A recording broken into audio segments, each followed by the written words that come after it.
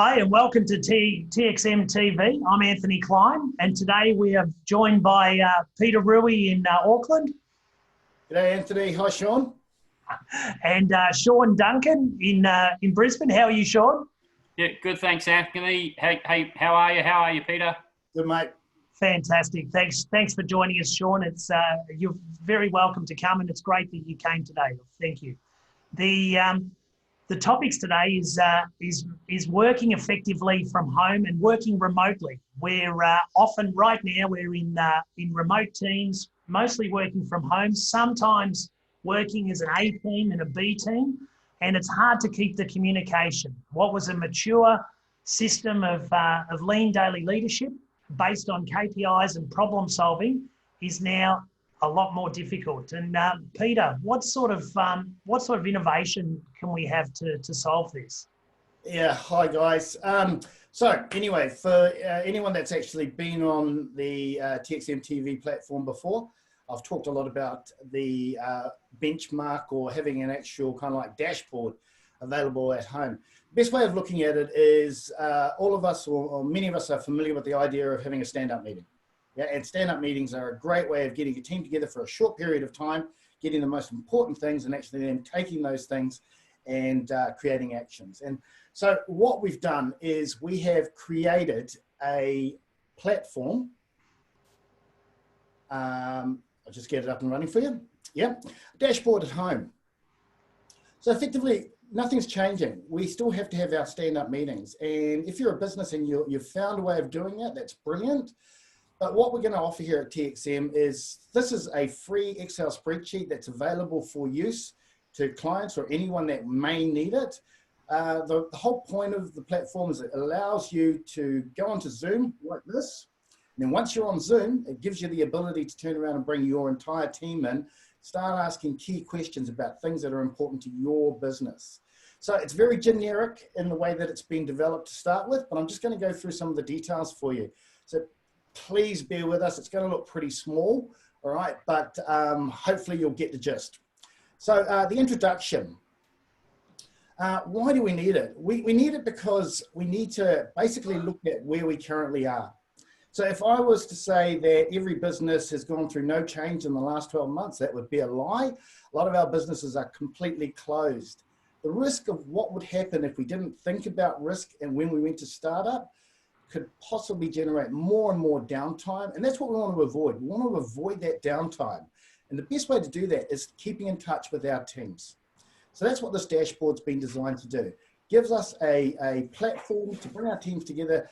And even if your engineering manager or your sales team are at home, you can go through as a team, agree on things that everyone needs to do before the next meeting.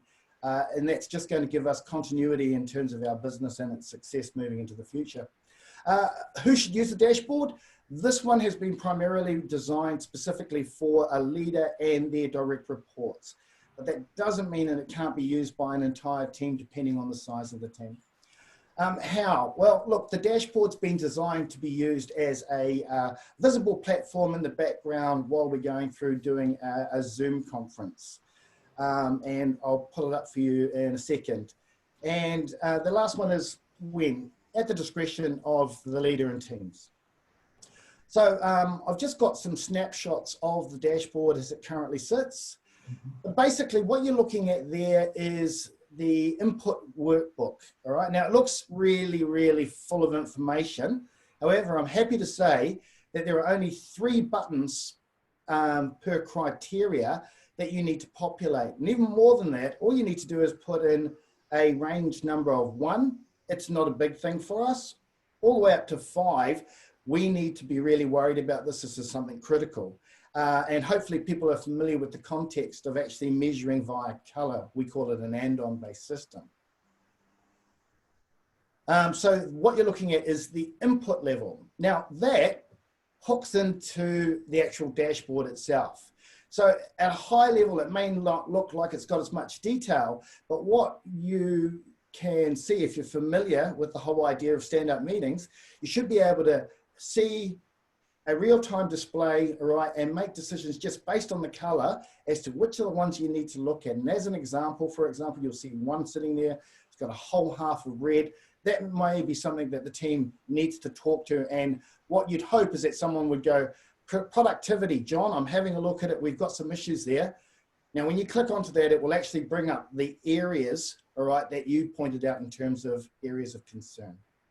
Mm-hmm. Are there questions? Well, so green is good and red is not good. That's always a good thing about lean. Yeah, true. Actually, I do go into that as we go through, but I just thought I'd give you a quick overview of the actual topic. That's great. And so who would update this spreadsheet before the daily meeting? So there's two phases to the spreadsheet. The first part of it is that it's something which is actually discussed and worked on between the leader and their direct reports. And we're going to go into the criteria in a minute. You'll be able to see how that works out. The second thing is, if you've got team leaders that have teams throughout your organization that aren't involved in that conversation, what we've done is we've created another worksheet which actually gets populated by the team leaders. And so that's this one here. So what this would do is the team leader only has to turn around and put in 2 numbers for each of the people that they speak to. One reflects to whether or not that person is in a good space at home with the family, all right? And it's important to know as a business, all right, because these are the people that we need to be happy when they're coming back to work. And the second questions that are scored between 1 and 5 is, how's that person feeling about the prospect of coming back to work? Now, in this particular case, you'll notice that if you look at this measure, there's a lot of black. For our and-on system, black just means that in this particular case, there were 10 people in a team and a whole bunch of them they couldn't get in contact with. Does that answer your story? Yeah, and so when I see daily meetings, Peter, I see a whole bunch of people getting there at the last 2 or 3 minutes and all busily writing up on the screen, on the whiteboards, what's going on. How could we achieve that same culture of leave it to the last minute, update your data, have the meeting, and then it's all over in 10 minutes? Yeah, no, it's a really good question, Anthony. As you know, I'm a great fan of pens and paper. Yeah, and that would be the perfect way of doing it if we could all get together in a single location. You know, unfortunately, we have to adapt, and this is just providing that same platform. To answer your question, you're right. Look, there is the possibility that you're going to run into no-shows at the early stages, but in terms of the culture of a team and the team dynamic, what I'm hoping is that that team would get together, this becomes a functional, normal space for them, and then they actually start to understand that not only is it something which brings them together, but it's actually meaningful in the sense that the data that they're looking at is going to benefit them in the long run. Yeah, and so it's really, each team can, or each business can customize what all these metrics are, but the point is we're using a simple, readily available tool such as Excel or whatever sort of worksheet to compile a whole lot of data, have a quick meeting, talk about actions. Whereabouts do they write down their agreed actions, do you think? Yeah, that's good. So there is an action sheet attached to this. So something we haven't mentioned is that when you actually update information, and I'm just going to stay on this one slide for now, where you see from 3 to 5, right? And I don't have a living example with me because I put it onto a PowerPoint presentation. It should also go through and actually bring up a few suggestions as to what you should be doing in this space.